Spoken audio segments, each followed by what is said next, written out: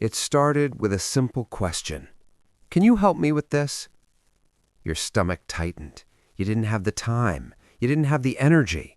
Every fiber of your being wanted to say no. You didn't want to say yes, but you said yes and did anyway.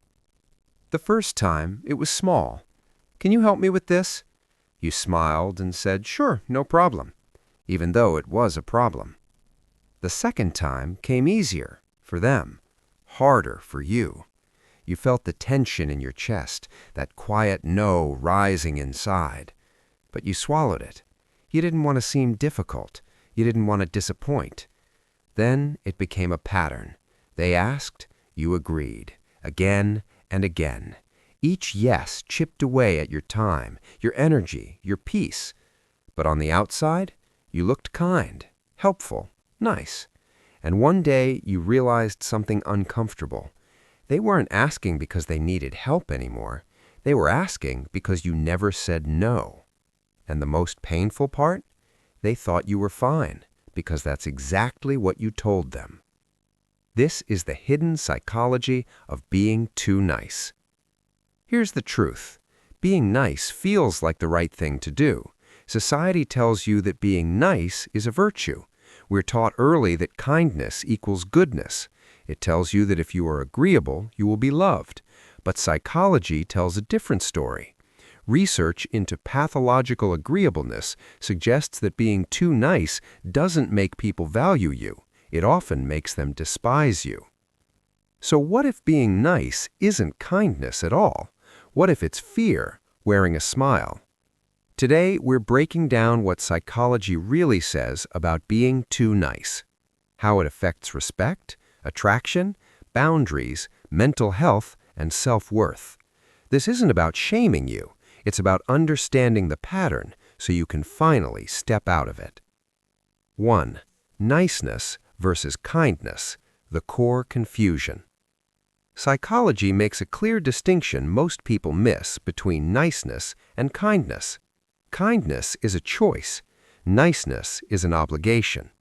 Kindness comes from values. Niceness comes from fear. When you're kind, you help because you want to. When you're too nice, you're afraid of what happens if you don't. Research on people-pleasing behavior shows it's often driven by conflict avoidance, not empathy. The goal isn't connection, it's safety. And the brain rewards whatever reduces anxiety in the moment, even if it costs you respect long-term. 2. The people-pleasing loop. Here's how the loop forms. At some point, your brain learns this rule. If I'm agreeable, I'm safe. Approval becomes emotional currency, so you start over-apologizing, saying yes when you mean no, avoiding disagreement, swallowing anger. Psychology links this pattern to anxious attachment and low assertiveness. Your nervous system becomes hyper-focused on other people's reactions. You're not being kind, you're managing threat. 3. Why too nice people lose respect. Here's the hard truth psychology confirms. Humans don't respect sacrifice. They respect boundaries. People who never say no send a silent signal, my needs come last. Social psychology shows that perceived value is shaped by self-regulation. When you regulate yourself, your time, your energy, your availability, others do too. When you don't, people take. Niceness without limits doesn't inspire gratitude, it invites exploitation. And this doesn't just affect how others treat you, it slowly damages how you see yourself. 4. The hidden cost to mental health.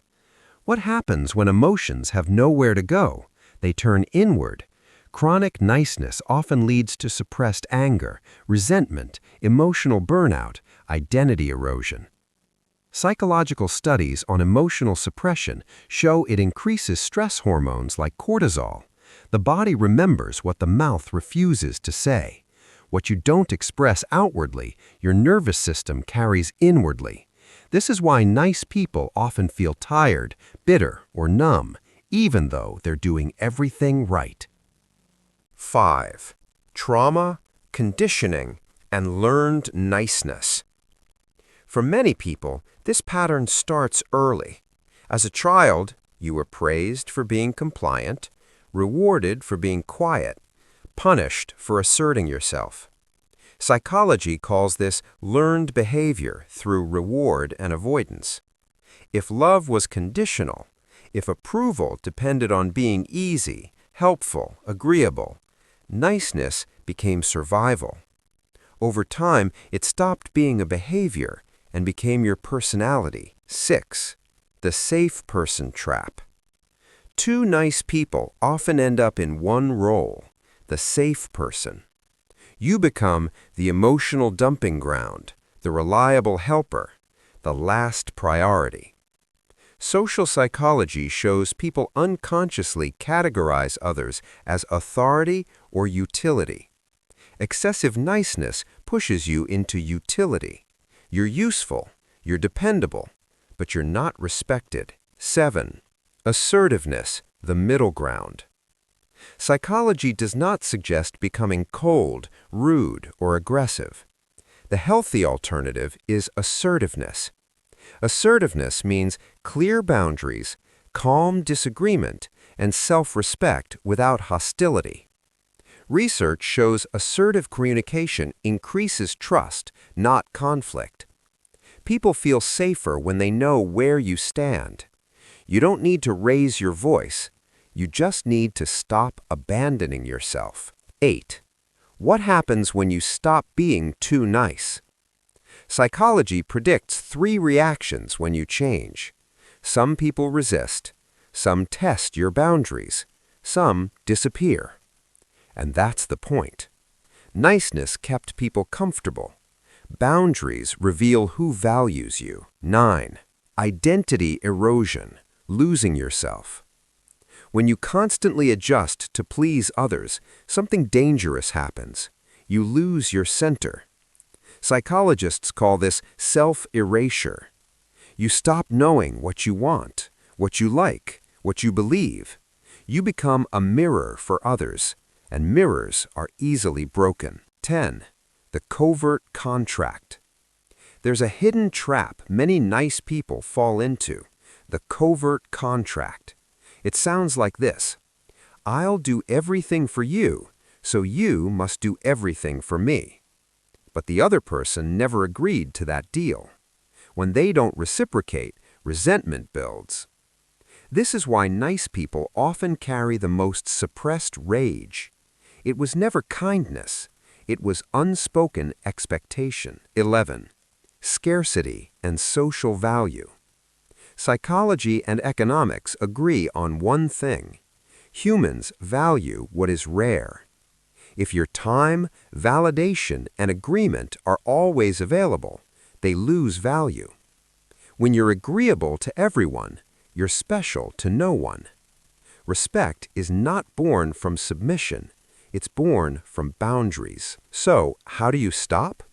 You move from nice to assertive. Assertiveness is not aggression.